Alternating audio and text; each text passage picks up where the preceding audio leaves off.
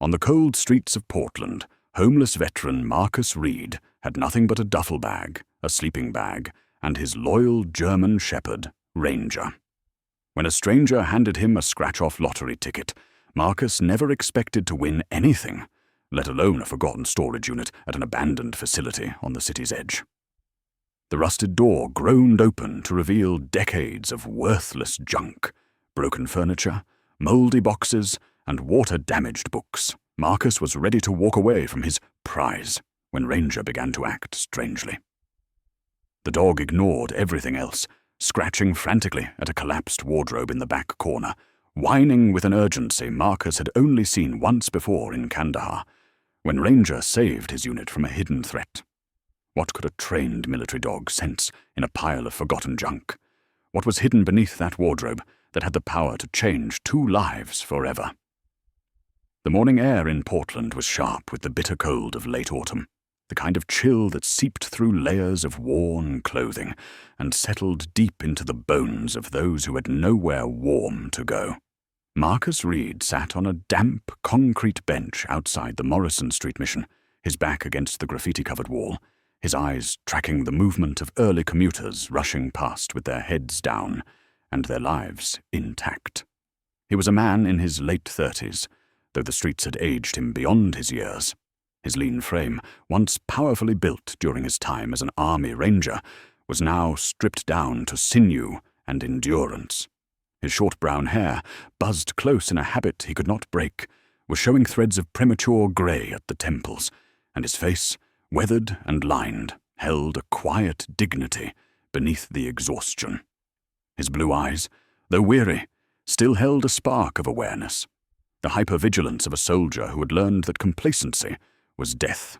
He wore a faded army jacket over a threadbare flannel shirt, jeans that had seen better years, and boots that were holding together more by habit than by soul. At his feet, lying with the calm watchfulness of a seasoned warrior, was Ranger, a German shepherd whose coat was a striking mix of dark sable and silver grey.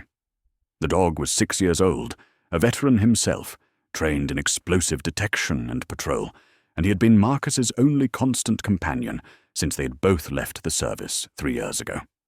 The missions behind them had just opened its doors for the lunch service, and a small line of weary souls was beginning to form. Marcus had no intention of going inside yet, not until the crowd thinned, not until the noise and the press of bodies felt less suffocating. It was then that an older man, dressed in a clean wool coat that spoke of a different kind of life, approached him with a careful, respectful distance. "Excuse me, son," the man said, his voice gentle. "I know this might seem strange, but I bought too many of these at the gas station." He held out a small scratch-off lottery ticket, the kind sold at every corner store, its silver surface still intact and promising nothing. "I'd like you to have it. Maybe it'll bring you some luck." Marcus stared at the ticket, a flicker of suspicion crossing his face. But the man's eyes held only kindness, the kind that expected nothing in return. He took it, nodding his thanks, and the stranger walked away without another word, disappearing into the flow of the city. Marcus looked down at the ticket in his calloused hand, a small rectangle of cheap paper and false hope. Ranger lifted his head, his amber eyes watching Marcus with quiet patience. "What do you think, boy?" Marcus murmured, his voice rough from disuse. "Think this is our lucky day?" He pulled a quarter from his pocket, one of the last 3 coins he owned, and began to scratch away the silver coating. The first 2 rows revealed nothing but losing symbols. The 3rd row, however, made him stop. 3 matching icons appeared beneath the grey dust. He checked the legend on the back of the ticket twice, then a 3rd time, unable to believe what he was reading. 3rd prize, it said, was not cash but something far stranger. 1 prepaid month at Cascade Storage Facility. Unit assignment to be determined upon claim. It was not money for food or a night in a motel, but it was something. And Marcus Reed, a man who had learned to survive on the smallest of mercies, decided that something was better than the nothing he currently possessed. The address on the ticket led Marcus and Ranger to the far eastern edge of Portland's industrial district, a forgotten pocket of the city where the river met rusted rail yards and abandoned warehouses, sagged under the weight of their own decay. The Cascade storage facility sat at the end of a cracked asphalt road, surrounded by a chain-link fence that had more holes than wire. It was a sprawling complex of long, low buildings, painted a faded orange, that had turned to the color of dried blood under decades of rain and neglect. Several of the roll-up doors hung crooked on broken tracks, and the entire property had the air of a place that time had simply stopped visiting.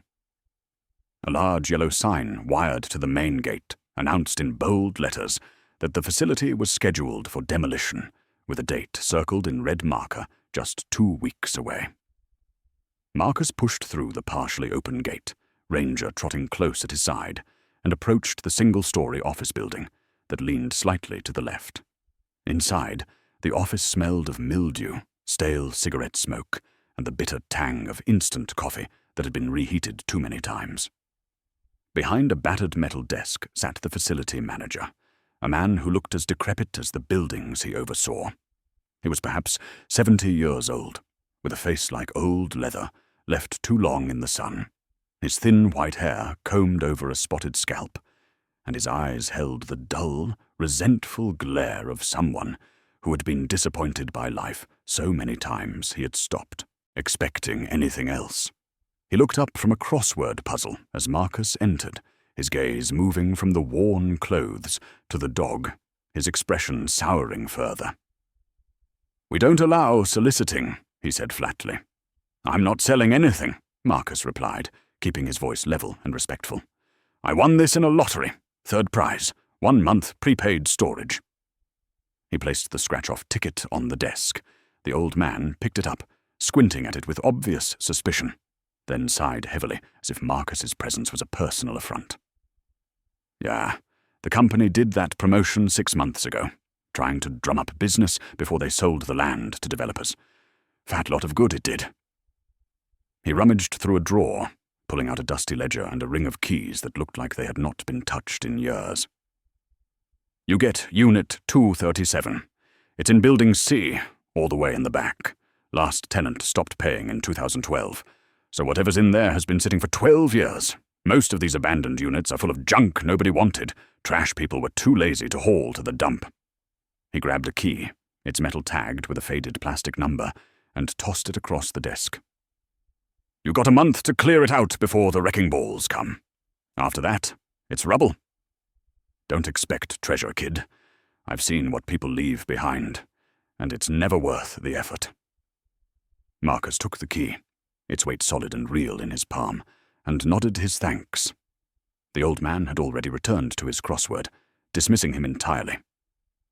As Marcus and Ranger walked back out into the grey afternoon, following the cracked pathway toward Building C, he could not shake the manager's words. Trash nobody wanted. It was a fitting description, he thought, for a prize won by a man the world had also discarded. But he had come this far, and Ranger was at his side, and together they would see what fate had left waiting in Unit 237.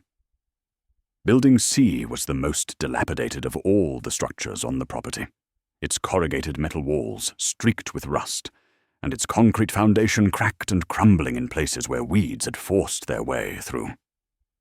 Unit 237 was at the very end of the long row, the last door before the building gave way to an overgrown field of blackberry brambles and discarded machinery.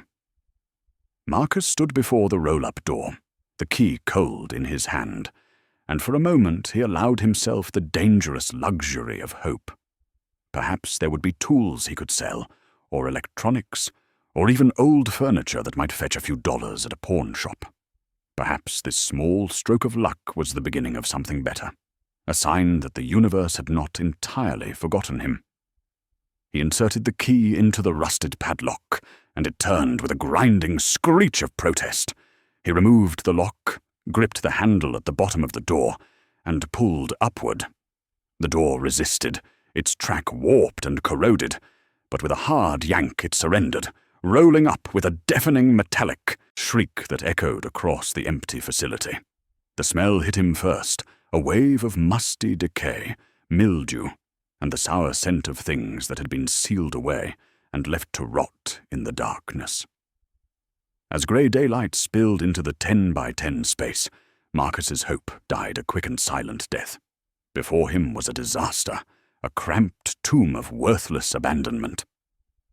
Against the left wall leaned a cheap particle-board bookshelf that had collapsed under its own weight, spilling dozens of water-damaged paperbacks across the concrete floor, their pages swollen and stuck together, covered in blooms of black mold. A broken office chair with one wheel missing sat in the corner, its fabric seat torn and stained beyond recognition. Cardboard boxes, stacked haphazardly and sagging from years of absorbing moisture, filled the center of the space. Marcus pulled open the flap of the nearest box and found it full of old magazines from the early 2000s, their pages brittle and yellowed, absolutely worthless. Another box held tangled cords, obsolete computer cables, and a broken printer that looked like it predated the internet. There was a small wooden desk against the back wall. One of its legs snapped off, so it tilted at a useless angle, its surface warped and peeling. A metal filing cabinet, its drawers rusted shut, stood beside it like a mute sentinel, guarding nothing of value. Garbage bags, split and spilling their contents of old clothes and moth-eaten blankets, were piled near the door. This was not a storage unit. It was a landfill with a roof. There was nothing here that anyone would buy, nothing that could be salvaged, nothing that would buy him even a single meal. Marcus felt the crushing weight of disappointment settle over him, heavier than the cold, heavier than the hunger that was his constant companion. He had walked miles to get here, and allowed himself to believe. And for what? For trash that even its owner had not cared enough to reclaim. He stood in the doorway, staring at the wreckage of someone else's forgotten life, and felt the bitter sting of kinship with it. Ranger, who had been sniffing at the threshold, suddenly stopped, his entire body going rigid, his ears pricking forward with sharp intensity. A low, insistent whine began to build in the dog's throat. Marcus was already turning to leave, his hand reaching for the door to pull it back down and seal away this monument to wasted hope, when Ranger's behavior shifted from curious to urgent. The dog, who moments before had been casually investigating the threshold, now moved with deliberate purpose into the unit, his nose low to the ground, his tail held straight and stiff. He bypassed the broken bookshelf without a glance, stepped over the split garbage bags as if they did not exist, and ignored the pile of mouldy magazines entirely. His focus was absolute, singular, and it was directed toward the back right corner of the unit, where a large wooden wardrobe, the kind made of solid oak from a different era, had collapsed onto its side. The wardrobe's doors had fallen open, revealing nothing inside but empty darkness and a few wire hangers scattered on the floor. To Marcus, it was just another piece of worthless furniture, too heavy to move and too damaged to sell, but to Ranger it was something else entirely. The dog reached the wardrobe and stopped, his entire body going rigid with an intensity that Marcus had not seen in years. Ranger began to paw at the base of the wardrobe, his claws scraping against the wood with increasing desperation. The whining that had started soft now grew louder, more insistent, a high-pitched sound of profound urgency that cut through the musty air of the storage unit. He barked once, a sharp, commanding sound, then returned to scratching, his powerful legs digging at the wood, as if he were trying to unearth something buried beneath it. Marcus froze, every instinct honed by years of survival suddenly flaring to life. He knew this behavior, had seen it before in places half a world away, where death hid beneath the sand and in the walls. This was not the behavior of a pet excited by a rodent or distracted by an interesting smell.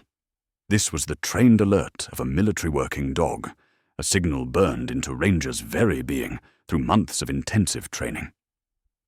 In Kandahar province, in the summer of 2019, Ranger had alerted exactly like this, scratching frantically at the dirt floor of an abandoned compound, while Marcus's squad had been preparing to set up a temporary base.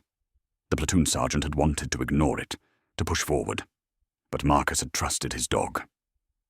They had evacuated the building and called in the explosive ordnance disposal team. Buried beneath that floor had been 40 pounds of homemade explosives rigged to a pressure plate, enough to kill everyone in the squad.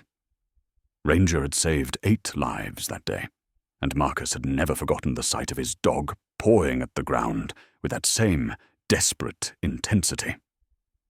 Now, in a forgotten storage unit filled with junk, Ranger was alerting again, and Marcus felt a cold prickle of adrenaline race down his spine.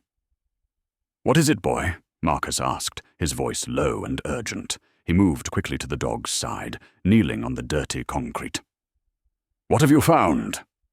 Ranger did not stop, did not even acknowledge Marcus's presence. He continued to scratch at the wardrobe, his whining now a constant keen of frustration and insistence. Marcus placed a hand on the dog's back, feeling the tension in every muscle, and looked at the collapsed piece of furniture with new eyes. There was something here, something hidden, something that only Ranger's extraordinary senses could detect, and Marcus Reed, who had learned in the hardest way possible to trust his dog above all else, knew with absolute certainty that he was about to discover exactly what that was. Marcus gripped the edge of the collapsed wardrobe and pulled, dragging the heavy piece of furniture away from the wall with a groaning scrape of wood against concrete. Ranger immediately moved closer, his nose pressed to the spot where the wardrobe had been, his whining growing even more frantic.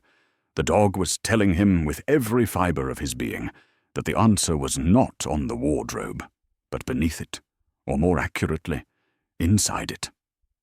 Marcus flipped the wardrobe onto its back, the old wood protesting with sharp cracks and the smell of dry rot filling the air. He examined the structure carefully, running his hands over the interior panels, pressing and probing. The wardrobe was old, built in an era when furniture was constructed with care and meant to last generations. The back panel was made of thin plywood, warped with age and moisture, and as Marcus applied pressure, he felt it give slightly, flexing in a way that did not match the solid construction of the rest of the piece. He reached for a broken piece of metal shelving nearby and used it as a pry bar, wedging it into the seam where the back panel met the frame. With a sharp crack, the panel splintered and came away, revealing not the open back he expected, but a second panel, a false bottom constructed from much sturdier material. It was a hidden compartment, built deliberately and with purpose. Marcus's heart began to hammer against his ribs. He pulled away the remaining pieces of the outer panel, and there, nestled in the secret hollow, was a rectangular metal document box, the kind used to protect important papers from fire and water. It was perhaps 18 inches long, 12 inches wide, and 6 inches deep, its dark green surface scratched and dented but intact. Stenciled on the lid in faded white letters was a logo and a name: Meridian Chemical Corporation. The box was secured not with a simple padlock, but with a heavy-duty combination latch, its 3 numbered dials still set to whatever code the owner had chosen years ago. Marcus tried the latch, but it held firm, unyielding. He looked at Ranger, who had finally stopped scratching, and now sat watching him with calm, expectant eyes, his job complete. "Good boy," Marcus said, his voice thick with emotion. "Good boy, Ranger." He reached into his jacket and pulled out the small multi-tool he always carried, a remnant of his service that he had managed to hold on to through every hardship. Using the screwdriver and pliers, he worked at the latch mechanism, his hands steady despite the rush of adrenaline. After several minutes of careful manipulation, the internal pins gave way, with a satisfying click, and the latch sprang open. Marcus lifted the lid, and the hinges, though stiff, moved smoothly. Inside, the contents were immaculate, carefully organized as if the person who had packed this box knew that its contents would need to speak for themselves long after he was gone. On top was a leather-bound journal, its cover embossed with the initials D.K. Beneath it were multiple manila folders, each one labeled with dates and locations, the tabs Marked with neat, handwritten script, Marcus could see the edges of official documents, lab reports printed on corporate letterhead, and what appeared to be photographs. At the very bottom of the box were several sealed plastic bags, each containing small glass vials filled with dark liquid and soil samples. This was not junk, not trash that someone had forgotten. This was evidence, carefully preserved and deliberately hidden. And Marcus Reed, a homeless veteran who had stumbled into this storage unit by pure chance, now held in his hands something that someone had once believed was worth protecting at any cost. Marcus sat on the cold concrete floor of the storage unit, his back against the rusted filing cabinet, and opened the leather journal with careful reverence. The pages were filled with neat, precise handwriting, the script of someone trained to document facts with clarity and accuracy. The first entry was dated March 3rd, 2008, and it began simply. My name is Daniel Kovac. I am a senior environmental compliance engineer for Meridian Chemical Corporation. I'm starting this journal because I have seen something that I cannot unsee, and I'm afraid that if I do not write it down, it will be buried along with the truth.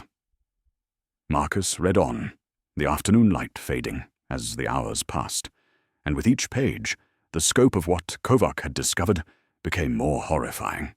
Kovac wrote of his initial assignment to review the company's waste disposal protocols at their primary manufacturing facility along the Willamette River, a routine audit that should have been a formality. Instead, he found systematic violations that had been hidden for years. The company was dumping industrial solvents, heavy metals, and chemical byproducts directly into the watershed through a network of concealed discharge pipes. The waste was not being treated, not being neutralized, but simply flushed into the river under cover of darkness. Kovac detailed how he had confronted his supervisor, a man named Gerald Yates, only to be told in blunt terms that the cost of proper disposal would bankrupt the facility and cost the region hundreds of jobs. He was ordered to sign off on falsified reports that showed full compliance with EPA regulations. When he refused, the pressure began. His access to certain areas was revoked, his findings were lost in bureaucratic shuffling, and he was reassigned to meaningless desk work. But Kovac did not stop. He began his own investigation, working after hours, collecting samples from the river and from groundwater wells in the surrounding communities. He sent the samples to independent labs under a false name, paying out of his own pocket. The results were damning. Arsenic levels 40 times above safe limits, lead contamination, benzene, trichloroethylene, and a dozen other toxins that read like a chemical weapons inventory. Kovac cross-referenced his findings with public health data and discovered a pattern that made his blood run cold. 3. Small communities downstream from the Meridian facility, places called Riverbend, Oakmont, and Cedar Falls, showed cancer rates nearly 3 times the state average. Childhood leukemia, liver cancer, and rare brain tumors were appearing in clusters that epidemiologists had noted but could not explain. The journal entries grew more urgent as Kovac described his attempts to bring the evidence to state regulators, only to find that key inspectors had been paid off, their reports pre-written by Meridian's legal team. He wrote of discovering that campaign contributions had flowed from Meridian executives to state senators who sat on environmental oversight committees. The contamination was not an accident or an oversight. It was a calculated business decision, and the cover-up involved dozens of people at every level of power. Kovac's final entries in this section were filled with a quiet, determined rage. They are poisoning children to save money. They are killing people and calling it economic necessity. I cannot be part of this silence. I will not be. Marcus turned to the later entries in the journal, the pages now showing signs of hasty writing, the neat script becoming rushed and less controlled as Daniel Kovac's situation deteriorated. The entries from late April 2012 described a life unraveling under pressure that was no longer subtle. Kovac wrote of noticing the same dark sedan parked outside his apartment for 3 consecutive nights, its occupants never exiting, but always watching. He described receiving anonymous phone calls at odd hours, the line silent except for the sound of breathing before it disconnected. His personal files at work had been accessed without authorization, and his home computer showed signs of being remotely monitored. On May 2, 2012, Kovac wrote that he had been called into a meeting with Meridian's director of operations and two men in expensive suits who were introduced only as corporate legal counsel. They knew about his independent testing, about the samples he had collected, and about his communications with an environmental advocacy group. The message delivered was clear and chilling. He was to cease all unauthorized activities immediately, sign a comprehensive non-disclosure agreement, and accept a generous severance package in exchange for his resignation. If he refused, they would destroy him professionally, tie him up in litigation for years, and ensure that no one in the industry would ever hire him again. Kovac refused, and the consequences came swiftly. 2 days later, his apartment was broken into while he was at work. Nothing of obvious value was taken, but his files were rifled through. His computer was missing, and a photograph of his younger sister had been left on his kitchen table with a red X drawn across her face. The threat was unmistakable. It was after this violation that Kovac made his decision. In an entry dated May 10, 2012, he wrote with the clarity of a man who understood he was running out of time. "I have made copies of everything, physical and digital. I cannot keep them at home, cannot leave them anywhere they can trace. I have rented a storage unit under a false name, paid 6 months in advance with cash. I am putting the original documents, the samples, and this journal in a secure container and hiding it where they will not think to look. If they come for me, if something happens, then eventually someone will find this. The storage company has my real name in their old records from when I inquired about insurance, but the unit itself is under James Morrison, a name that means nothing. The truth will wait there, silent and patient, until someone opens that door." The next entry, dated May 13th, was brief and tense. "They are not even hiding it anymore. A car follows me everywhere. My phone clicks when I make calls. I have contacted a lawyer and a journalist. I am meeting them both next week. I am not going to let this be buried." The final entry, written in a hand that trembled with either fear or determination, was dated May 15th, 2012. "I know they are closing in. I can feel it. I have secured the evidence. Tomorrow I am going to the FBI field office in Portland. I am not brave, but I am more afraid of staying silent than I am of what they might do to me. If you are reading this, it means I did not make it. Please finish what I started. The people of Riverbend, Oakmont, and Cedar Falls deserve to know why their children are dying. Daniel Kovac." Marcus looked up from the journal, his hands shaking slightly, and pulled out one of the manila folders. Inside was a newspaper clipping, yellowed with age, its headline stark and terrible. "Local engineer missing. Car found abandoned near Columbia Gorge." The article was dated May 18, 2012, just 3 days after Kovac's final entry. His vehicle had been discovered on a remote logging road, with the keys still in the ignition and no sign of the driver. A search had been conducted, but Daniel Kovac was never found. The case remained open, but unsolved, eventually fading from the news as the world moved on and forgot. Marcus sat motionless in the failing light of the storage unit, the journal closed in his lap, surrounded by the scattered evidence of a dead man's desperate fight for justice. The weight of what he held in his hands was crushing, not in its physical mass, but in its terrible significance. This was not treasure in any conventional sense, not something that could be pawned or sold to buy a meal or a warm bed for the night. This was evidence of corporate murder, a deliberate poisoning of entire communities carried out over more than a decade for profit. The lab reports in the folders showed contamination levels that were not just violations, but acts of violence, toxins that destroyed cells, that turned healthy tissue cancerous, that killed slowly and without mercy. The photographs showed discharge pipes concealed in overgrown riverbanks, barrels stacked in hidden, clearings, and documents bearing the signatures of men who had chosen money over lives. Daniel Kovac had given everything to expose this truth, and powerful people had made him disappear to keep it buried. Now, through nothing but the random chance of a lottery ticket and the extraordinary instincts of a trained dog, the truth had fallen into the hands of Marcus Reed, a man the world had already discarded. He understood with cold clarity what this meant. Meridian Chemical Corporation, a company large enough to bribe officials and make a man vanish, had kept this secret sealed for 12 years. They had weathered Kovac's disappearance, had survived whatever initial investigation his absence had triggered, and had continued operating as if nothing had happened. The storage facility's impending demolition was not coincidence, but the final act in burying the evidence forever. In 2 weeks, wrecking balls would reduce this building to rubble, and everything inside would be hauled to a landfill and lost.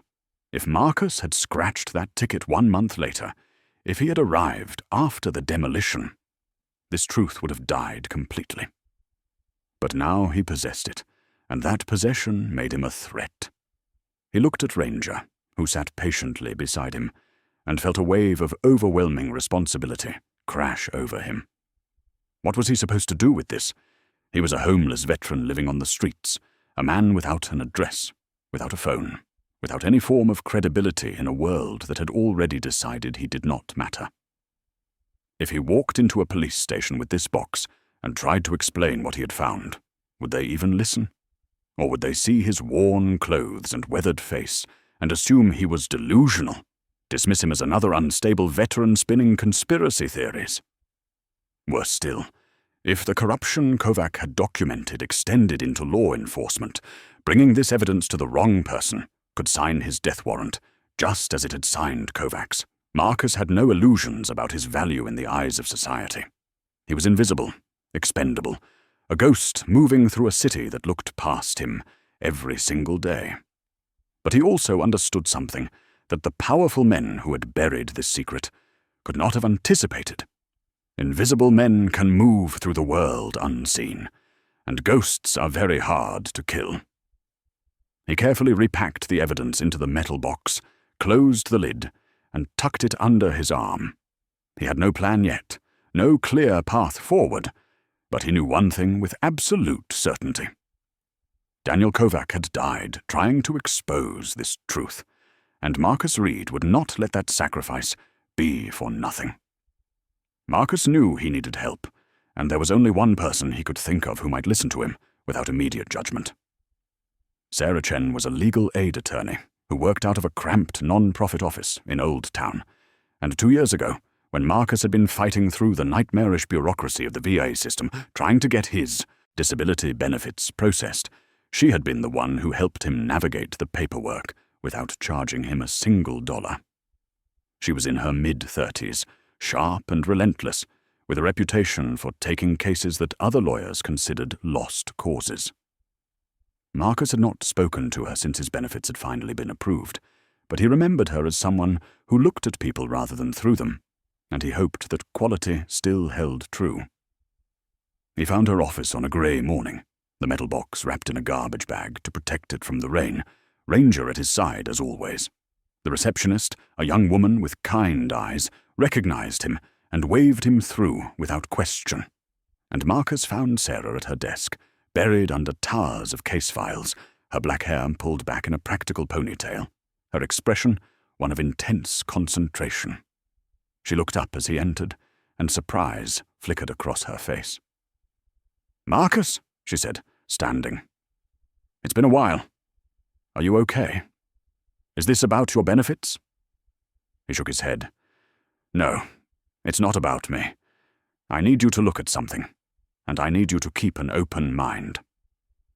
She gestured to the chair across from her desk, and he sat, placing the bag on the floor. For the next 20 minutes, he told her the story. The lottery ticket, the storage unit, Ranger's discovery, and what he had found inside. As he spoke, he watched her face shift from polite attention to skepticism, to something harder to read. When he finished, she said carefully, "Marcus, I want to help you, but what you're describing sounds like a conspiracy theory. Do you have any proof?" In answer, he unwrapped the metal box and placed it on her desk. He opened it and handed her the journal first, then the lab reports, then the photographs. Sarah Chen was a lawyer trained to parse truth from fiction, and as she read, her skepticism dissolved. She went through the documents methodically, cross-referencing dates, examining the letterheads, and studying the lab results with the focused intensity of someone who understood exactly what she was looking at. After nearly an hour, she sat back in her chair, her face pale. "This is real," she said quietly. "This is meticulously documented. These lab reports are from accredited independent facilities. The samples are chain of custody sealed, and the journal entries are detailed enough to be cross-verified. Marcus, this is evidence of systematic environmental crimes that caused deaths. This is corporate manslaughter." She looked at him with a mixture of awe and fear. "But you need to understand what you're holding. Meridian Chemical is not some small outfit. They employ over 3,000 people in Oregon and Washington. They have contracts with the Department of Defense. Their CEO sits on the Governor's Economic Advisory Council. They donate millions to political campaigns, and their legal team is one of the most aggressive in the country. If we go after them with this, they will come after us, with everything they have." Marcus met her gaze steadily. "A man named Daniel Kovac tried to expose them 12 years ago, and he disappeared. I know this is dangerous, but I also know that if we do nothing, then he died for nothing, and the people in those towns are still being poisoned." Sarah was silent for a long moment. Then she nodded, a decision solidifying behind her eyes. "Okay," she said, "I'll help you. But we have to be smart about this. We need to get this evidence to people who can act on it, and we need to do it carefully. Give me 2 days to make some calls and figure out the safest approach." Marcus felt a weight lift from his shoulders, the burden now shared. Marcus returned to his usual spot under the Burnside Bridge that evening, the place where he had slept for the past 8 months, a sheltered alcove beneath the concrete overpass, where the rain could not reach, and the wind was blocked by the massive support pillars. It was not home, but it was familiar, and in the world of the streets, familiarity was a form of safety. He had left the metal box with Sarah, who had locked it in her office safe, keeping only Kovac's journal with him, tucked deep inside his jacket against his chest. The weight of it was a constant reminder of the secret he now carried, and as he spread out his sleeping bag on the cold concrete, he felt the exhaustion of the day settle into his bones. Ranger, however, did not settle. The dog paced in tight circles, his ears swiveling constantly, his head turning to track movements that Marcus could not see. He would sit for a moment, then rise again, moving to the edge of their sheltered spot to stare out at the street beyond. A low, continuous growl rumbled in his chest, not the alert bark of discovery, but the warning sound of a threat that lingered just out of reach. Marcus had seen this behavior before, in the restless nights before an ambush, when Ranger's instincts told him that danger was near, but not yet visible. "What is it, boy?" Marcus asked, his voice low. He trusted the dog's senses implicitly, and Ranger's agitation put him on immediate alert. He stood and moved to the edge of the alcove, scanning the street with the trained eye of a soldier. The evening traffic was light, a few cars passing under the yellowish glow of the streetlights, pedestrians hurrying home with their heads down against the cold drizzle. At first, nothing seemed out of place, just another grey Portland evening. Then he saw it. Across the street, parked in the shadows between 2 streetlights, was a black SUV with tinted windows. It was a common enough vehicle, the kind that could belong to anyone, but something about it triggered a memory. Marcus closed his eyes and replayed the past 2 days in his mind. When he had left the storage facility after finding the box, he had walked to the bus stop, and there had been a black SUV parked near the entrance to Cascade Storage, its engine running. He had not thought much of it at the time, dismissing it as a coincidence. This morning, when he had walked the 6 blocks from the shelter to Sarah Chen's office, he had passed a black SUV idling at the curb 3 blocks away. Again, he had noted it, but not truly registered it as a threat. Now, seeing it again, parked within direct line of sight of his sleeping spot, the pattern became undeniable. He was being watched. His military training, the skills that had kept him alive in Kandahar and Helmand province, came flooding back. He analyzed the vehicle's position. It had a clear view of the underpass, but was far enough away to avoid drawing attention. The windows were dark enough that he could not see the occupants, but the vehicle was running, a faint wisp of exhaust visible in the cold air. This was not a random car. This was surveillance, professional and deliberate. They had found him. Somehow, despite his caution, someone had connected him to the storage unit, or had been watching Sarah's office. He had been too visible, too predictable in his routines. He thought of Daniel Kovac's journal entries, the descriptions of being followed, of silent phone calls and cars that never left. The same people who had made Kovac disappear now knew that Marcus existed, and they were watching him, waiting for the right moment to act. The confrontation came the next morning, not in the shadows or under cover of darkness, but in the full light of day, with witnesses all around, which somehow made it more terrifying. Marcus had walked to the waterfront park near the Morrison Bridge, a place where he sometimes sat to watch the river and clear his head. Ranger was at his side, still tense and watchful, and Marcus had chosen a public bench precisely because he believed that open spaces offered a degree of safety. He was wrong. The man who approached him was the antithesis of everything Marcus represented. He was perhaps 50 years old, tall and impeccably dressed in a charcoal grey suit that probably cost more than Marcus had earned in a year during his service. His shoes were polished to a mirror shine. His salt and pepper hair was perfectly styled, and his face held the kind of confidence that came from a lifetime of getting exactly what he wanted. He walked with the ease of someone who owned the world, and he sat down on the bench beside Marcus without invitation, as if they were old friends meeting for a casual conversation. He did not acknowledge Ranger, though the dog immediately rose to his feet, a low growl building in his throat. "Marcus Reed," the man said, his voice smooth and pleasant, almost warm. "My name is Mr. Voss. I apologize for the intrusion, but I wanted to speak with you about a matter of mutual benefit." Marcus said nothing, every muscle in his body tensing. Voss smiled, a practiced expression that did not reach his eyes. "You recently came into possession of a storage unit, Unit 237 at the Cascade facility. I represent certain interests who are willing to pay you a substantial sum for the contents of that unit, $50,000, cash, delivered to you today. No questions asked, no paperwork, just money in exchange for whatever you found inside. You could start over, Mr. Reed.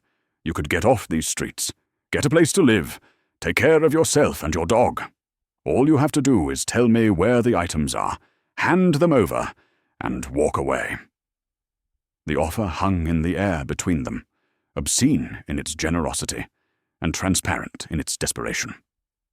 Marcus turned to look at Voss directly, meeting his gaze with the steady calm of a man who had faced down far worse threats than a man in an expensive suit. "No," he said simply.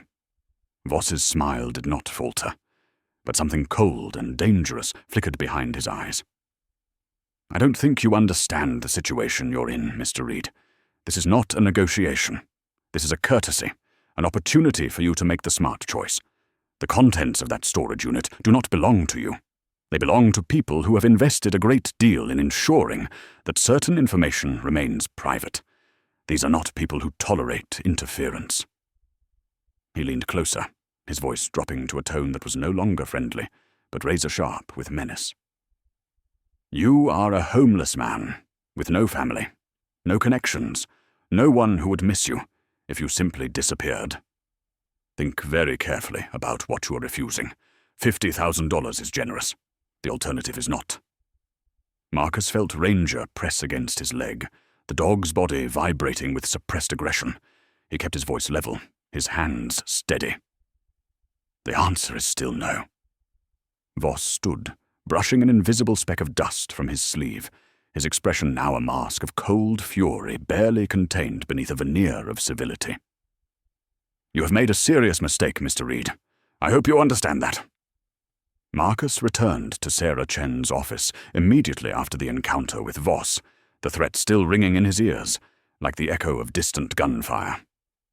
When he told her what had happened, describing the man's appearance, the precise amount of the offer, and the cold finality of the threat, he watched the color drain from her face. Sarah was not a woman easily frightened. She had spent years fighting for clients against systems designed to crush them. But this was different. This was not bureaucratic obstruction or legal maneuvering. This was a direct threat of violence delivered in broad daylight. She stood from her desk and paced the small office, her hands shaking slightly as she processed what Marcus had told her. "They found you," she said, her voice tight with fear and anger. "That means they know you have the evidence, or at least they suspect it.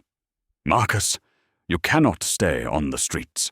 They will come for you, and when they do, no one will even know you are gone." She paused, her mind clearly racing through options, and then she made a decision. "My uncle owns a small cabin in the Columbia River Gorge, about 2 hours east of here. It is off-grid, solar power, and a well. No address that shows up in any database. He uses it maybe twice a year for fishing trips. No one connected to this case would know it exists. You and Ranger need to go there tonight. Stay hidden while I work on getting this evidence into the right hands." Marcus wanted to refuse, every instinct screaming at him that running was a mistake, that putting distance between himself and the evidence made him vulnerable in a different way. He had spent years in the army learning that you never abandoned your position unless you had a better one to fall back to. And a remote cabin felt less like a tactical retreat and more like a trap. But he also understood that Sarah was right. He was exposed, visible, and completely without resources to defend himself if they came for him in the night. Ranger needed safety, and Marcus's pride was not worth the dog's life. He agreed, and Sarah made a phone call to her uncle, speaking in rapid Mandarin, her tone urgent but controlled. When she hung up, she scribbled directions on a piece of paper, drew a rough map, and handed Marcus an envelope containing $300 in cash. "Take my car," she said, pressing her keys into his hand. "It is parked in the lot behind the building. Drive east on I-84, get off at exit 52, and follow the logging road exactly as I have drawn it. The cabin is at the end, past a locked gate. The combination is written on the back of this paper. There's firewood, canned food, and a working stove. Stay there. Do not contact anyone, and do not leave until you hear from me." She paused, her eyes meeting his with fierce determination. "I am taking the evidence to the Oregon Attorney General's office tomorrow morning. I have a contact there, someone I trust, who handles environmental crimes. This is bigger than local police, bigger than county jurisdiction. If I can get it into the hands of the state AG, they have the resources and the authority to act." Marcus took the keys, the directions, and the money, feeling the weight of her trust and her fear. That evening, as the sun set behind the mountains and the city lights began to glow, he and Ranger climbed into Sarah's small sedan and drove east into the darkness, leaving behind the streets that had been their home and heading toward an isolation that felt less like safety and more like exile. The cabin was exactly as Sarah had described it, a small, weathered structure of dark logs nestled among towering Douglas firs at the end of a rutted dirt road that seemed to lead nowhere. It was a place designed for solitude, with a single main room containing a wood stove, a narrow bed, a table with 2 chairs, and shelves stocked with canned goods that looked like they had been there for years. There was no electricity beyond the small solar panel on the roof that powered a single lamp, no cell service, and no sound except the wind in the trees and the distant rush of a creek.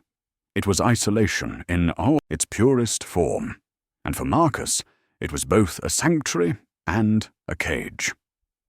Ranger settled quickly, his tension easing slightly now that they were away from the city and the watching eyes, and he took up a position near the door, his senses still alert, but no longer screaming danger with every breath.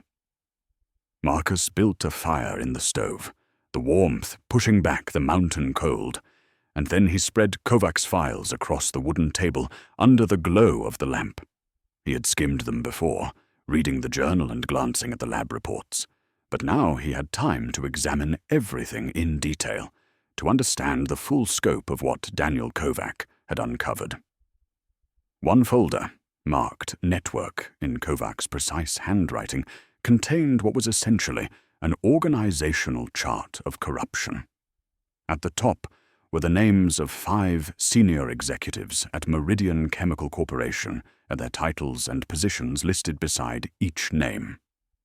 Below them were the names of middle managers, plant supervisors, and logistics coordinators, each one marked with a small notation indicating their level of involvement or knowledge. Some had question marks beside their names, suggesting Kovac was uncertain of their complicity, but others were circled in red ink, marked as confirmed participants in the illegal dumping operation. The next section of the list made Marcus's blood run cold. It contained the names of city officials from Riverbend, Oakmont, and Cedar Falls, the 3 communities downstream from the contamination.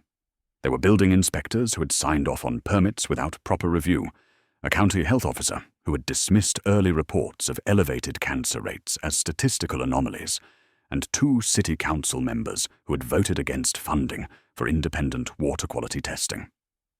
Beside each name was a dollar amount, ranging from $5,000 to $50,000, contributions that Kovac had traced through campaign finance records and cross-referenced with bank deposits. But it was the final name on the list that made everything click into a larger, more terrifying picture. Senator Richard Holbrook, a 2-term United States Senator from Oregon, a man whose face Marcus had seen on billboards and campaign advertisements, whose voice spoke with authority on environmental policy and worker protections. According to Kovac's meticulous documentation, Meridian Chemical and its associated PACs had contributed over $200,000 to Holbrook's campaigns between 2006 and 2011, the exact years when the dumping was at its peak. Holbrook sat on the Senate Committee on Environment and Public Works, a position that gave him influence over the very agencies that should have been investigating Meridian. Kovac had attached copies of letters Holbrook had written to the EPA, urging them to avoid overly burdensome regulations that could harm job creation in rural communities, letters that had effectively delayed inspections and weakened enforcement. This was not just corporate crime. This was a conspiracy that reached into the highest levels of government. Marcus set down the papers and reached for the sealed plastic bags at the bottom of the metal box, the physical evidence that Kovac had risked everything to preserve. There were 6 vials of water samples, each one labeled with GPS coordinates and dates, and 4 bags of soil, their contents dark and oily. This was not just documentation.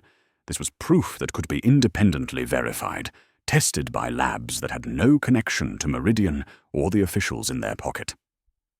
The days at the cabin settled into a rhythm that was less about peace and more about sustained vigilance, a state of controlled tension that Marcus recognized from his deployments overseas. Each morning began before dawn, when the forest was still wrapped in grey twilight, and the only sounds were the drip of condensation from the trees and the distant call of ravens. Marcus would wake to find Ranger already alert, sitting at the single window that faced the approach road, his ears pricked forward and his body still as stone. The dog had transformed from a companion into what he had been trained to be, a military working animal whose primary mission was threat detection and perimeter security. Throughout the day, Ranger conducted systematic patrols of the cabin's surroundings, moving in widening circles through the dense forest with a purpose and discipline that was almost eerie to watch. He would disappear into the tree line for 20 minutes at a time, his grey and silver coat blending perfectly with the shadows and the dappled light, and then return to the cabin to check on Marcus before heading out again in a different direction. His nose was constantly working, processing the complex tapestry of scents that filled the mountain air: deer and elk, the musk of coyotes, the sharp tang of pine sap, and most importantly, the presence or absence of human scent where it should not be. Marcus, despite his years of ranger training and combat experience, understood that his own senses were crude instruments compared to what Ranger possessed. The dog could detect the approach of a person from hundreds of yards away, could distinguish between the natural movement of wildlife and the deliberate tread of a human, could sense changes in the environment that Marcus would never consciously register. At night, when the darkness was absolute and the silence of the mountain pressed down like a physical weight, Ranger became even more vital. He would lie near the door, his head on his paws, but his eyes open, his ears swiveling independently to track sounds that Marcus could not hear. Twice during the first 3 nights, Ranger rose suddenly, moving to the door with a low growl that brought Marcus instantly awake, his hand reaching for the hunting knife he kept beside the bed. Each time, Ranger would stand rigid for several minutes, his focus absolute, and then slowly relax, the threat passing, or revealed to be nothing more than a bear moving through the woods or an owl swooping close to the cabin. Marcus learned to trust these alerts implicitly, understanding that Ranger's instincts were not just animal intuition, but the result of thousands of hours of professional training, reinforced by years of operational experience. The dog was not reacting to fear or uncertainty. He was conducting a mission, and that mission was to keep Marcus alive. During the quiet hours when nothing moved and the cabin felt like the last inhabited place on Earth, Marcus would sit by the stove and watch his dog, feeling a profound gratitude that went beyond words. Ranger had not chosen this life, had not volunteered to become a guardian or a soldier, yet he performed his duties with unwavering loyalty and courage. The bond between them, forged in the dust and danger of Afghanistan and tempered by years of hardship on the streets, had deepened into something that transcended the simple relationship between man and animal. They were a team, a unit of 2, and in this isolated place, where enemies might come at any moment, that partnership was the only thing standing between Marcus and the darkness that hunted him. On the 4th evening at the cabin, as Marcus was preparing a simple meal of canned soup heated on the wood stove, Ranger suddenly rose from his position near the door and moved to the window, his tail stiff and his ears forward. A moment later, Marcus heard it too, the distant sound of an engine struggling up the logging road, growing steadily louder. His hand went immediately to the knife at his belt, his body tensing for confrontation. But then he recognized the sound. It was Sarah's sedan, the same car he had driven to this place. And a minute later she pulled into the small clearing in front of the cabin, her headlights cutting through the gathering dusk. Marcus stepped outside, relief flooding through him at the sight of a friendly face. But that relief died the moment he saw her expression. Sarah looked like she had not slept in days, her face pale and drawn, her eyes red-rimmed with exhaustion, and something that looked dangerously close to despair. She got out of the car slowly, as if the weight of what she carried was almost too much to bear, and when she spoke, her voice was hollow. "It is over, Marcus. They won." She told him the story in fragments, her words stumbling over each other in her hurry to get them out, as if speaking them faster would somehow lessen their impact.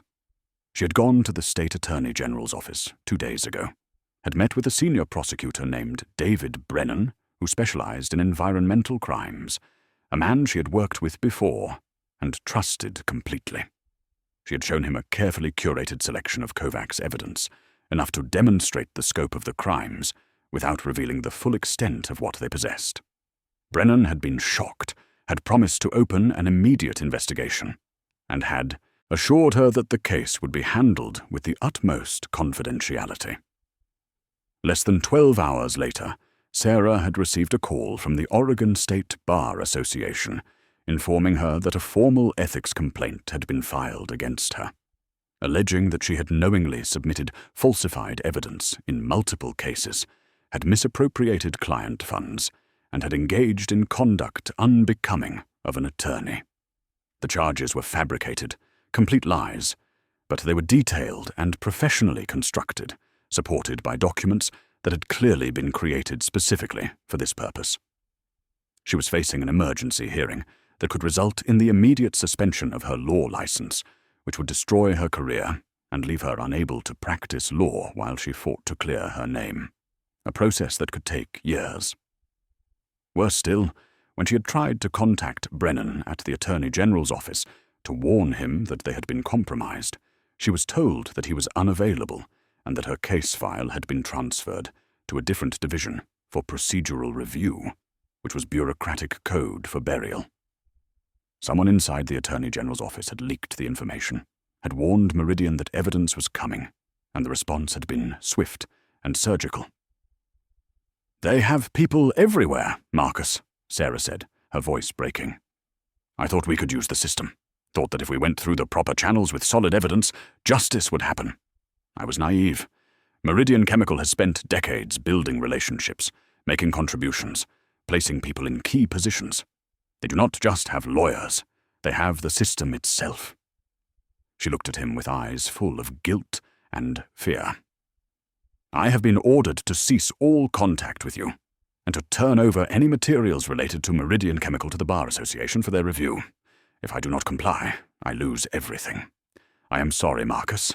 I am so sorry, but I cannot help you any more. You are on your own."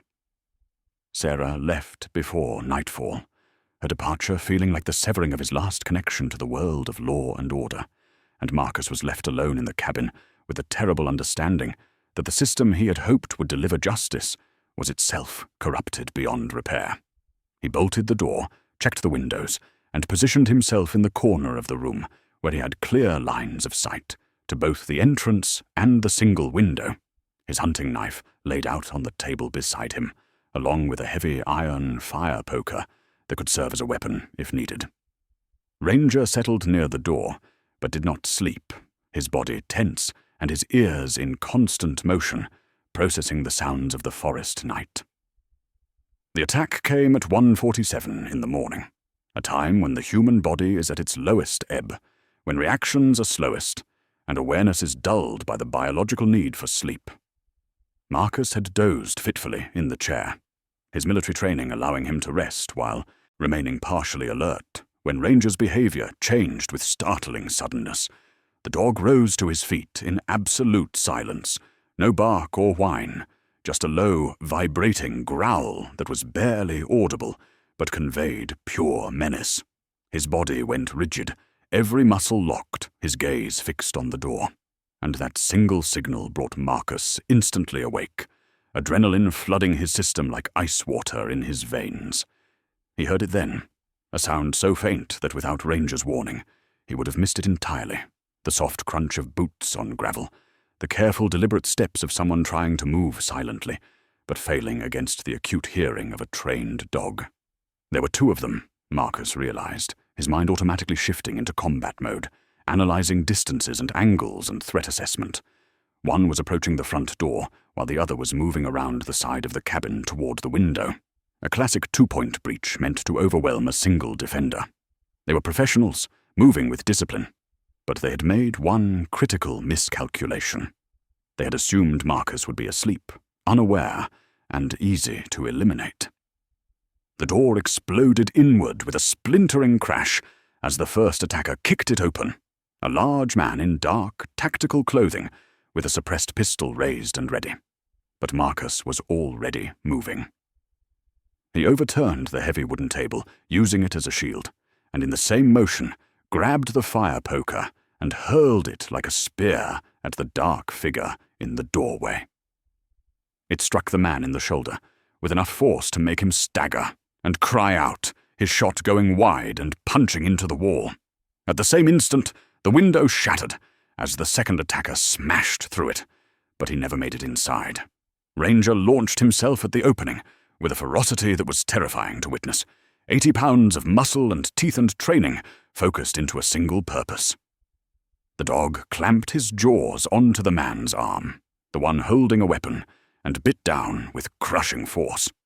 The attacker screamed, a high, piercing sound of shock and agony, and fell backward out of the window, Ranger going with him, refusing to release his grip. Marcus did not hesitate. He vaulted over the overturned table and charged the first attacker, who was recovering from the blow and raising his weapon again. Marcus closed the distance before the man could aim, driving his shoulder into the attacker's chest and slamming him against the doorframe. They grappled for control of the pistol, two trained fighters locked in a brutal struggle. But Marcus had spent years learning to fight in confined spaces, and he brought his knee up hard into the man's gut, doubling him over, then followed with an elbow strike to the side of the head that sent him crashing to the floor.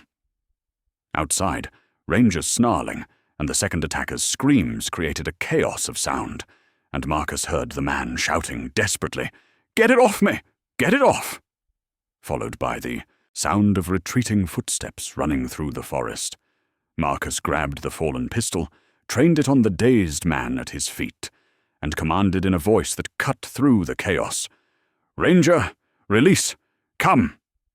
The dog appeared in the doorway seconds later, blood on his muzzle but uninjured, and the night fell silent, except for the ragged breathing of the defeated attacker and the hammering of Marcus's own heart. He zip-tied the man's hands with a cord from his pack, then dragged him outside and watched as the second attacker's flashlight bobbed desperately through the trees, fleeing into the darkness. They would return, Marcus knew, and next time they would bring more men, better weapons, and they would not underestimate him again. Marcus left the cabin before dawn, the unconscious attacker zip-tied to a tree with a note pinned to his chest that read simply, "Meridian Chemical," and drove Sarah's car back toward Portland, with Ranger in the passenger seat and a new plan forming in his mind. The legal system had failed, the authorities were compromised, and people with power and money were hunting him with the intent to kill. He had only one option left, an option that Daniel Kovac had been moving toward in his final days. He had to go public, had to get the evidence into the hands of someone who could amplify it beyond the reach of Meridian's influence. Elena Vasquez was a name he had heard even during his years on the streets, an investigative journalist who worked for the Oregonian and had built a reputation for taking on powerful interests and refusing to back down under pressure. She had exposed corruption in the police department, had uncovered fraud in state contracts, and had faced lawsuits and threats without blinking. If anyone would listen to a homeless veteran with an impossible story, it would be her. Marcus used a prepaid phone, purchased with cash at a convenience store, and called the newspaper's main line, asking to be transferred to Vasquez. When her voicemail picked up, he left a message that was carefully worded to intrigue without revealing too much. "My name is Marcus Reed. I have evidence of corporate crimes that have killed people, evidence that a dead man spent years compiling. I know you do not know me, but I am asking you to meet me today at noon at Powell's Books on Burnside. Come alone, bring a recording device, and I will give you the story of your career." He chose Powell's specifically because it was one of the most public places in Portland, a massive independent bookstore that sprawled across an entire city block and was always filled with people browsing the labyrinthine shelves. It was a place where violence would be witnessed, where a confrontation would draw immediate attention, and where Marcus could disappear into the crowd if necessary.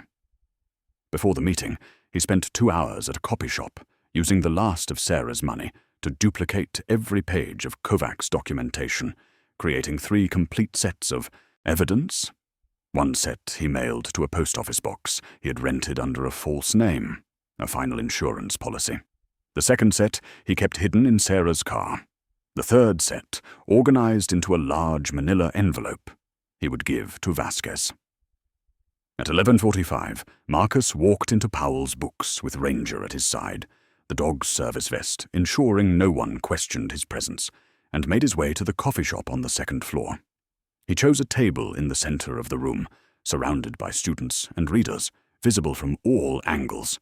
He ordered a black coffee he could not afford, and waited, watching the entrance, his heart pounding with the understanding that everything now depended on whether Elena Vasquez would take a chance on a stranger with an extraordinary claim. Elena Vasquez arrived at exactly noon, and Marcus recognized her immediately from the photograph that accompanied her byline. A woman in her early 40s with sharp, intelligent eyes behind wire-rimmed glasses, dark hair pulled back in a practical bun, and the kind of expression that suggested she had heard every lie and excuse the world had to offer. She spotted him quickly, her gaze moving from his weathered face to the dog sitting calmly at his feet, and he could see the flicker of doubt cross her features, the visible calculation of whether this was worth her time or just another conspiracy theorist wasting precious hours of her day. She sat down across from him without preamble, setting a digital recorder on the table between them, and said in a voice that was professional but edged with skepticism, "You have 15 minutes to convince me this is not a waste of time, Mr. Reed. I get a dozen calls a week from people claiming they have evidence of crimes that will shake the world, and 99% of them are delusional or lying." Marcus did not take offense. He had expected nothing less. He reached into his jacket and pulled out the manillas envelope, setting it on the table with a solid thump that made Elena's eyes narrow with interest. "My name is Marcus Reed. I am a former Army Ranger, and 4 days ago I won a lottery ticket that gave me access to a storage unit that had been abandoned for 12 years. Inside that unit, my dog found evidence that a man named Daniel Kovac spent years compiling before he disappeared in 2012. Kovac was an environmental engineer for Meridian Chemical Corporation, and what he discovered was that the company was illegally dumping toxic waste into the Willamette River watershed, contaminating the water supply for 3 communities and causing cancer clusters that have killed dozens of people, including children. He pushed the envelope toward her. "Everything is in here. Lab reports from independent facilities showing contamination levels that are 40 times above legal limits, Kovac's journal documenting the cover-up, a list of officials who were bribed to look the other way, and copies of campaign contributions linking Senator Richard Holbrooke to Meridian during the years of the dumping. This is not a theory.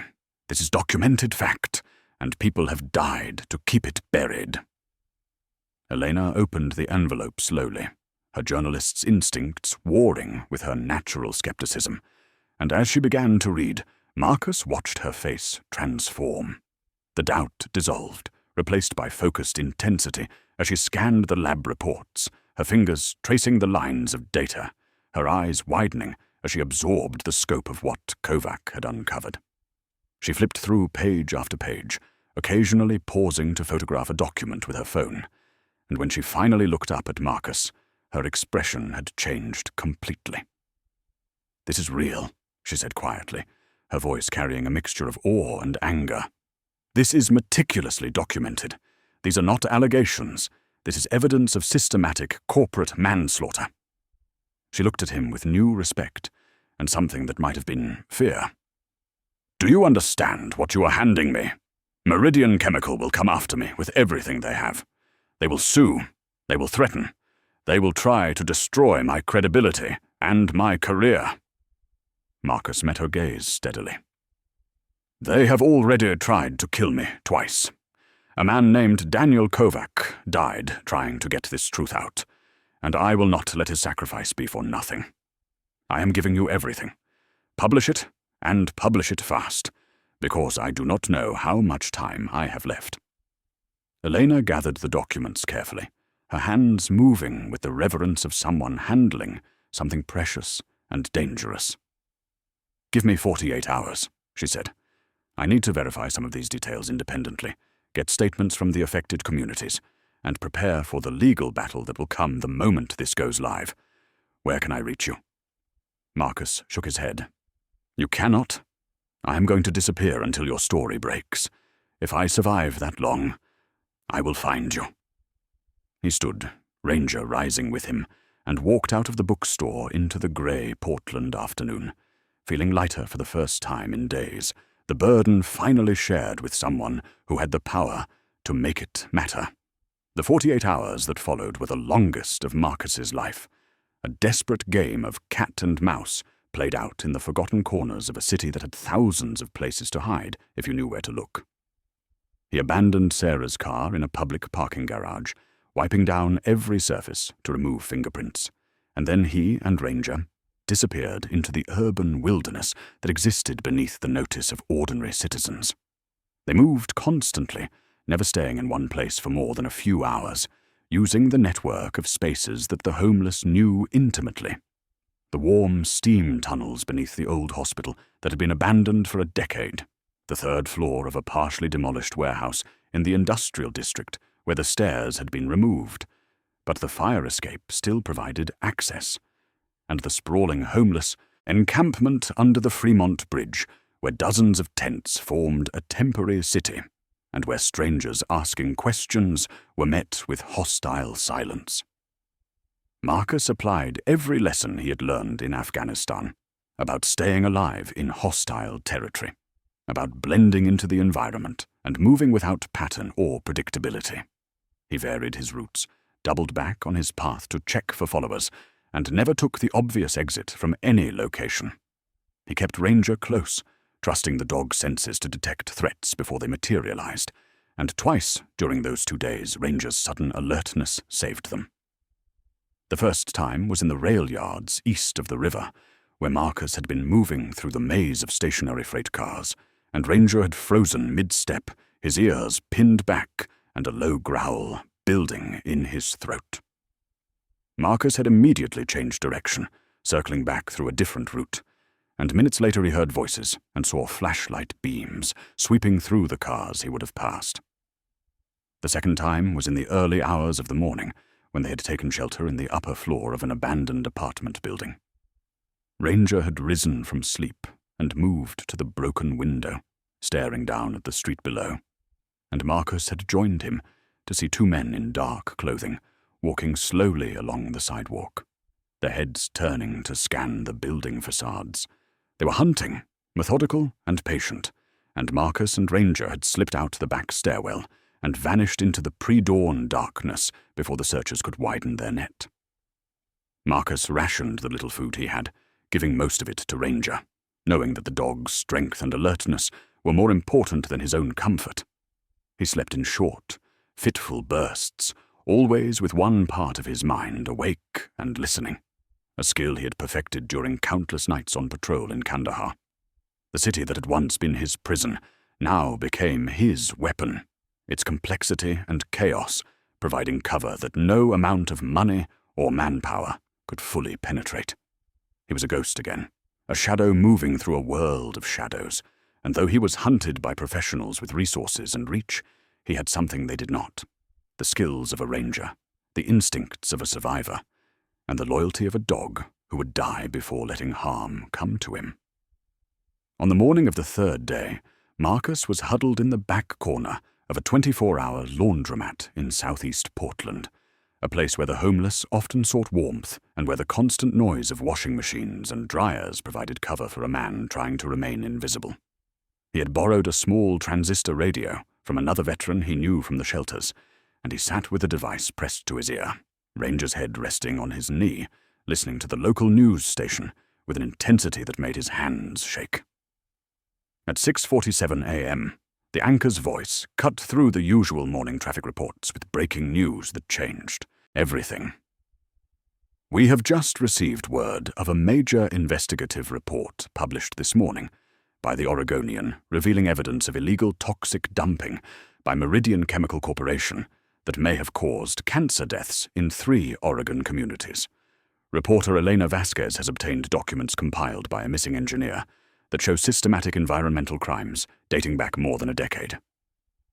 Marcus closed his eyes, feeling a wave of emotion so powerful it threatened to overwhelm him, a mixture of relief and vindication and profound gratitude that the truth was finally out. Within hours, the story had exploded across every news platform in the country.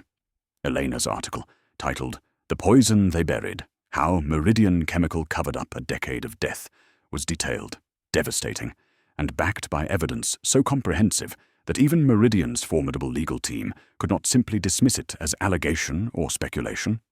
She had included photographs of Kovac's original lab reports, excerpts from his journal, and interviews with families in Riverbend, Oakmont, and Cedar Falls who had lost children to rare cancers, and had spent years searching for answers that were now finally being provided. The national networks picked up the story by mid-morning, and by noon, Meridian Chemicals' stock had plummeted by 37%, billions of dollars in market value, evaporating as investors fled from a company now facing potential criminal prosecution and massive civil liability. The EPA announced an emergency investigation, and the FBI field office in Portland confirmed that they had opened an inquiry into possible violations of federal environmental law and conspiracy to cover up evidence of criminal activity. Senator Richard Holbrooke, caught flat-footed by the revelation of his connections to Meridian, issued a hastily prepared statement denying any knowledge of illegal dumping and announcing that he was immediately returning all campaign contributions from the company. But his words rang hollow against the weight of documented evidence.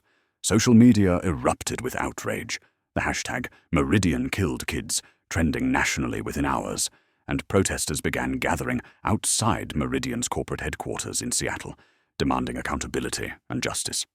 Marcus sat in that laundromat, listening to the coverage cycle through station after station, each one adding new details, new angles, and new condemnations of the company that had tried to bury the truth. And for the first time since finding that metal box in the storage unit, he allowed himself to believe that he might actually survive this, that Daniel Kovac's sacrifice had not been in vain, and that the weight he had been carrying was finally being shared by a nation that was watching and demanding answers. The collapse, when it came, was not gradual, but catastrophic, a domino chain of arrests and revelations that dismantled in 6 days what had taken 12 years to build. On the 4th day after Elena's story broke, federal agents arrested 3 senior executives from Meridian Chemical Corporation at their homes in the early morning hours, leading them out in handcuffs in front of news cameras that had been tipped off to capture the perp walk. Gerald Yates, the operations director who had ordered Kovac to falsify reports, was taken into custody at his waterfront mansion in Seattle. Margaret Chen, the chief financial officer, who had authorized the payments to bribed officials, was arrested at her country club. And James Driscoll, the CEO who had overseen the entire conspiracy, was apprehended as he attempted to board a private jet at Portland International Airport with a one-way ticket to a country that had no extradition treaty with the United States. The charges filed by federal prosecutors read like an indictment of corporate evil itself: conspiracy to violate the Clean Water Act, conspiracy to commit manslaughter, bribery of public officials, obstruction of justice, and racketeering under the RICO statute. The EPA, galvanized by public outrage and armed with Kovac's documented evidence, launched an emergency Superfund investigation of the contaminated sites, deploying teams of scientists to collect new samples from the river and groundwater wells in Riverbend, Oakmont, and Cedar Falls. Within 72 hours, their preliminary findings confirmed everything Kovac had documented a decade earlier. The water was poison, the soil was saturated with carcinogens, and the contamination extended far beyond what anyone had publicly acknowledged. The agency issued emergency orders shutting down Meridian's manufacturing facility and beginning the process of placing the affected communities on the national priorities list for hazardous waste cleanup, a designation that would unlock hundreds of millions of dollars in federal funds. Senator Richard Holbrooke's carefully constructed denials lasted less than 48 hours before the FBI executed search warrants on his Senate office, his home in Portland, and his campaign headquarters. Agents carried out boxes of files, hard drives, and financial records, while news helicopters circled overhead, broadcasting the scene live to millions of viewers. By the end of the week, documents leaked to the press showed that Holbrooke had not merely accepted campaign contributions, but had actively coordinated with Meridian executives to delay EPA inspections, had pressured state regulators to close investigations, and had used his position on the Senate Environment Committee to shield the company from federal scrutiny. He resigned his seat in disgrace, and federal prosecutors announced that he was under investigation for bribery and conspiracy.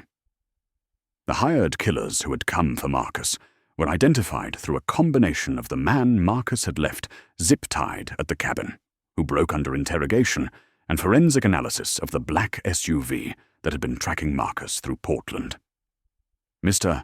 Voss, whose real name was Clayton Voss, and who was a former private military contractor with a long history of working for corporations that needed problems eliminated, was arrested along with 4 associates and charged with conspiracy to commit murder, attempted murder, assault, and witness intimidation.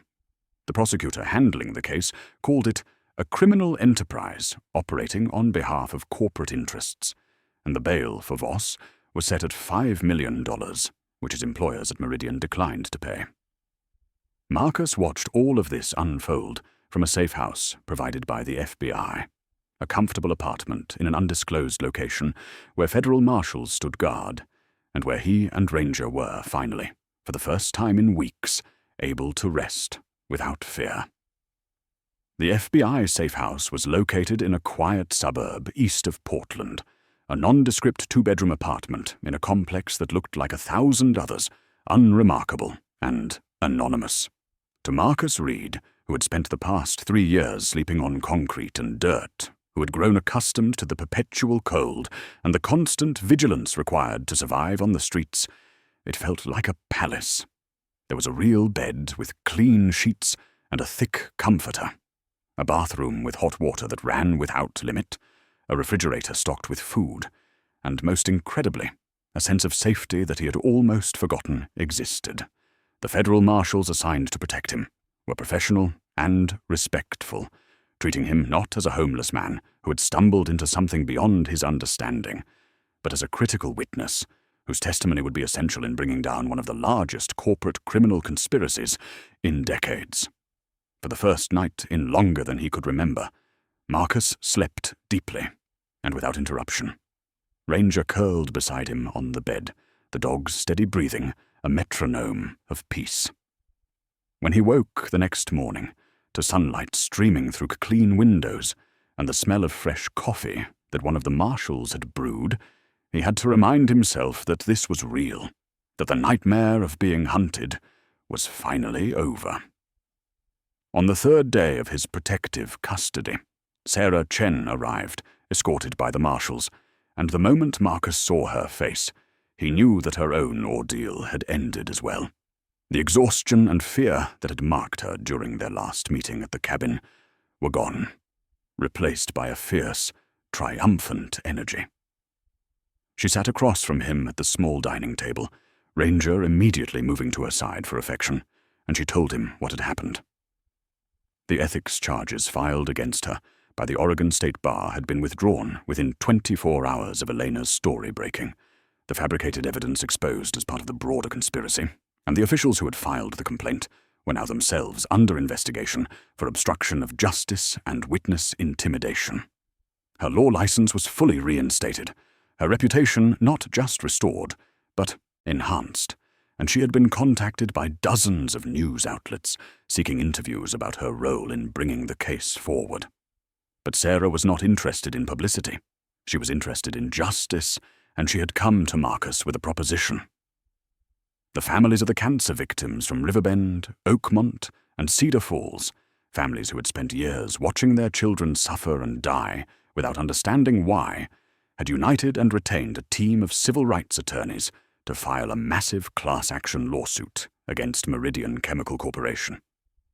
The lawsuit sought not just compensation for medical expenses and wrongful death, but punitive damages designed to hold the company accountable for a decade of deliberate poisoning. The legal team had asked Sarah to coordinate with them, and she had agreed on one condition: that Marcus Reed be recognized as the lead witness, the man whose courage and persistence had brought the evidence to light. "They want to meet you," Sarah said, her eyes bright with emotion. "The families, the lawyers, everyone involved, they want to thank you, Marcus. You gave them answers they have been searching for since their children got sick. You gave them justice." Marcus sat in silence for a long moment, processing her words. He had never sought recognition, had never imagined that his role in this story would be anything more than a desperate attempt to survive and to honor a dead man's sacrifice. He was not a hero. He was a homeless veteran who had won a lottery ticket and trusted his dog's instincts. But looking at Sarah's face, seeing the hope and determination there, he understood that his story mattered not because of who he was, but because of what he represented. The idea that even the most powerless person, someone the world had discarded and forgotten, could stand against corruption and win. He nodded slowly. "I'll testify," he said. "I'll tell them everything."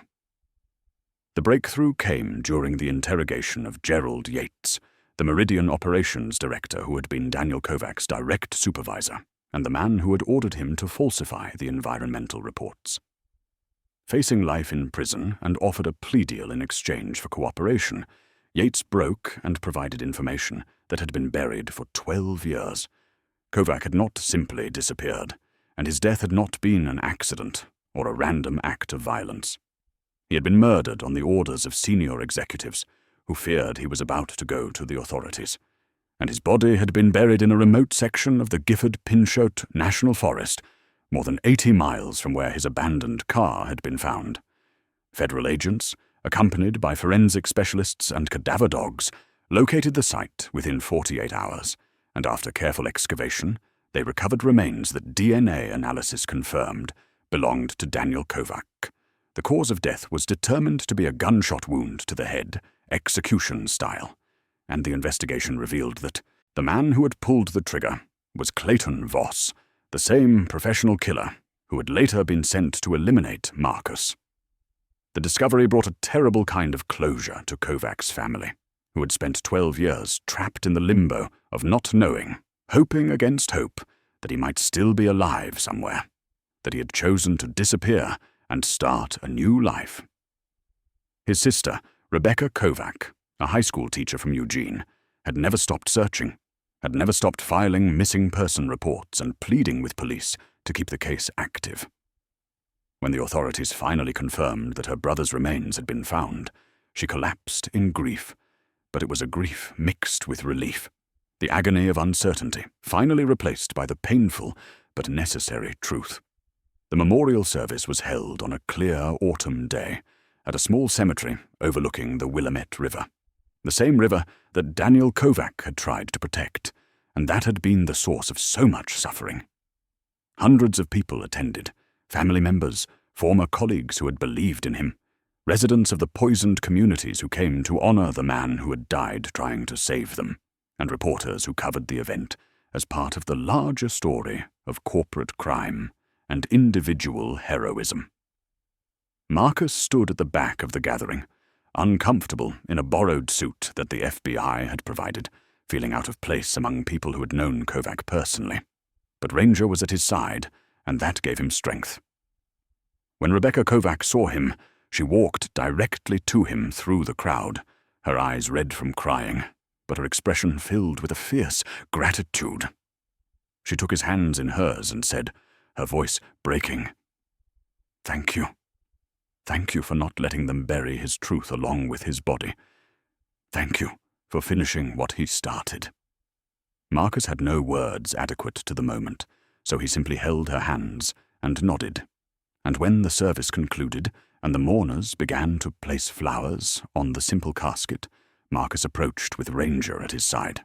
He laid a bouquet of white lilies on the polished wood, and then he placed beside it the original leather journal, the one with Daniel Kovac's initials embossed on the cover, the one that had documented every step of his investigation and had ultimately brought down the empire of lies. It belonged here, with the man who had written it, a testament carved in ink and courage that would rest with him forever. The legal settlement came 6 months after the arrests, a complex negotiation that resulted in Meridian Chemical Corporation agreeing to pay $1.2 billion in damages to the affected communities, the largest environmental settlement in Oregon history. As part of that agreement, and under the provisions of federal whistleblower protection laws, Marcus Reed was awarded $8 million for his role in bringing the evidence forward, compensation for the risks he had taken, and recognition of the fact that, without his courage, the truth would have been demolished along with that storage facility, and lost forever. The money was more than Marcus had ever imagined possessing, an amount so large it felt abstract and unreal, but he understood that it came with a responsibility to use it in a way that honored both Daniel Kovac's memory and the struggles of those who, like him, had been forgotten by society. His first action was simple and deeply personal. He purchased a small house on 3 acres of land in the foothills east of Portland, a modest single-story structure with wood siding painted a soft blue, large windows that let in the mountain light, and most importantly, a fenced yard where Ranger could run freely for the first time in years. The day they moved in, Marcus stood on the front porch and watched his dog race in joyous circles through the grass, and he felt a peace settle over him that he had not known since before the war. But Marcus did not keep the money for himself beyond what he needed to live simply and securely. Working with Sarah Chen, who had become not just his attorney but his friend, he established the Daniel Kovac Foundation, a non-profit organization with a dual mission that reflected the 2 battles that had defined his recent life. The foundation's first pillar was dedicated to helping homeless veterans, providing emergency housing, mental health services, job training, and most importantly, a network of support that treated them not as problems to be managed, but as people deserving of dignity and a second chance. Marcus knew intimately the isolation and despair of life on the streets, knew how easy it was to become invisible, and he was determined that no veteran would fall through the cracks the way he nearly had. The Foundation's second pillar focused on environmental protection and corporate accountability, funding independent water quality testing in vulnerable communities, supporting whistleblowers who risked everything to expose environmental crimes, and providing legal assistance to those fighting against powerful interests. Within a year, the Daniel Kovac Foundation had opened its first veteran support center in Portland, had funded water testing in 12 communities across the Pacific Northwest, and had become a model for how individual courage combined with resources could create systemic change. Marcus served as its director, working from a small office in town, but every evening he returned to his house on the hill, where Ranger waited for him, and where the ghosts of the past had finally been replaced by the promise of a future built on justice and compassion. The evening light painted the mountains in shades of gold and purple as Marcus stood on the porch of his home, a steaming mug of coffee warming his hands, watching Ranger run through the fenced yard with an abandon and joy that still brought a tightness to his throat. The dog was 8 years old now, his muzzle frosted with more white than grey. But in this moment he moved like a puppy, chasing a tennis ball Marcus had thrown, his powerful legs carrying him in great bounding arcs across the grass. This was what peace looked like, Marcus thought, this simple scene of a dog running free under an open sky, and it had taken a journey through darkness to finally reach this light. He thought about the morning, almost 2 years ago now, when a stranger had handed him a scratch-off lottery ticket on a cold Portland street, a moment so small and random it should have meant nothing. He had scratched away the silver coating expecting disappointment, because disappointment was all he had known for years, and instead he had won a storage unit full of junk that turned out to hold the most valuable thing he had ever possessed: the truth. Daniel Kovac's truth, meticulously documented and hidden away, had been waiting for someone to find it, and through nothing but chance and the extraordinary instincts of a loyal dog, that someone had been him. He thought about the terrifying days that followed, the threats and the violence, and the feeling of being hunted by forces so powerful they could make people disappear. And he thought about the moment he had decided that running was not enough, that the only way to honor Kovac's sacrifice was to fight back with the one weapon more powerful than money or influence: sunlight. The truth, once exposed, could not be buried again. The families in Riverbend, Oakmont, and Cedar Falls had their answers now, had their justice, and though it could not bring back the children they had lost, it gave meaning to those losses, and ensured that no other community would suffer the same fate at Meridian's hands. Marcus had been a homeless veteran, invisible and discarded, a man the world had decided did not matter. But in the end, he had mattered more than the billionaires and senators and corporate executives who had built an empire on lies. He looked down at Ranger, who had returned with the ball, and was sitting at his feet, panting happily, his amber eyes looking up with complete trust and contentment. This dog had saved his life in more ways than he could count, had been his partner, his protector, and his purpose when he had nothing else. Marcus knelt and wrapped his arms around Ranger's neck, burying his face in the thick fur, and whispered, "We made it, boy. We made it home." He understood now, with a clarity that came from walking through fire, that the greatest treasures in life were not found in what you won or possessed, but in what you chose to do when faced with a choice between silence and courage.